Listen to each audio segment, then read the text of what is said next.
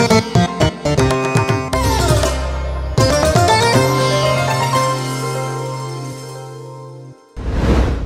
প্রিয়জনেরা, প্রভু যীশু খ্রিস্টের নামে সকলকে জানাই অভিনন্দন। কেমন আছেন? ভালো আছেন তো? এই জায়গাটা আপনারা দেখতে পাচ্ছেন, কত সুন্দর জায়গা, ঠিক না? এই জায়গাটা হচ্ছে অস্ট্রেলিয়া দেশের অ্যাডিলেইড শহর। এখানে একটা চিড়িয়াখানা আছে, অনেক ধরনের পশু পাখি দেখতে পাবেন। এখানে অনেকগুলি ক্যাঙ্গারু রাখা আছে। এই পুরো পৃথিবীতে আর কোথাও ক্যাঙ্গারু দেখতে পাবেন না।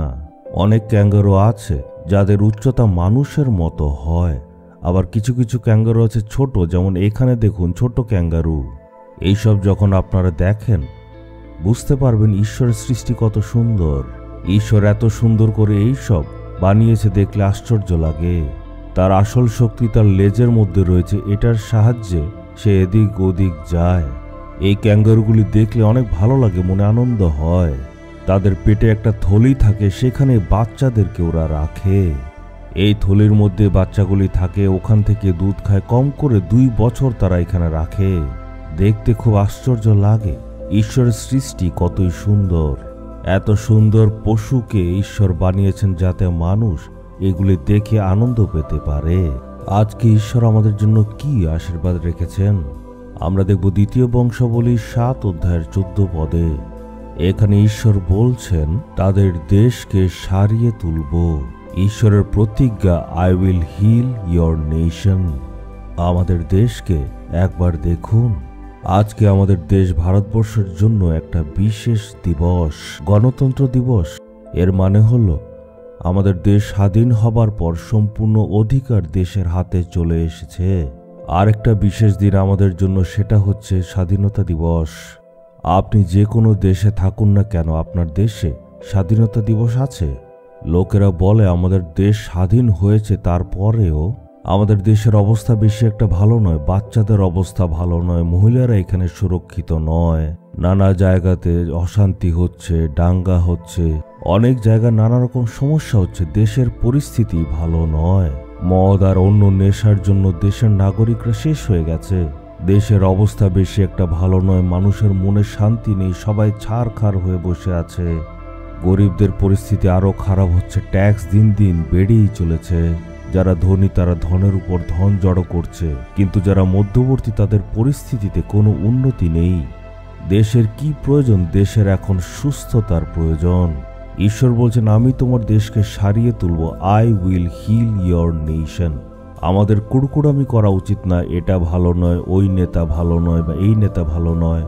এর বদলে আমাদের কি করা উচিত? ঈশ্বর কি বলছেন? আমরা ঈশ্বরের বাক্যে কি দেখতে পাই? ঈশ্বর বলছেন আমার প্রজারা যাতে সবসময় নত নম্র হয়ে থাকে। নিজের অধার্মিকতা ত্যাগ করতে হবে, নিজেদের পাপকে ত্যাগ করতে হবে।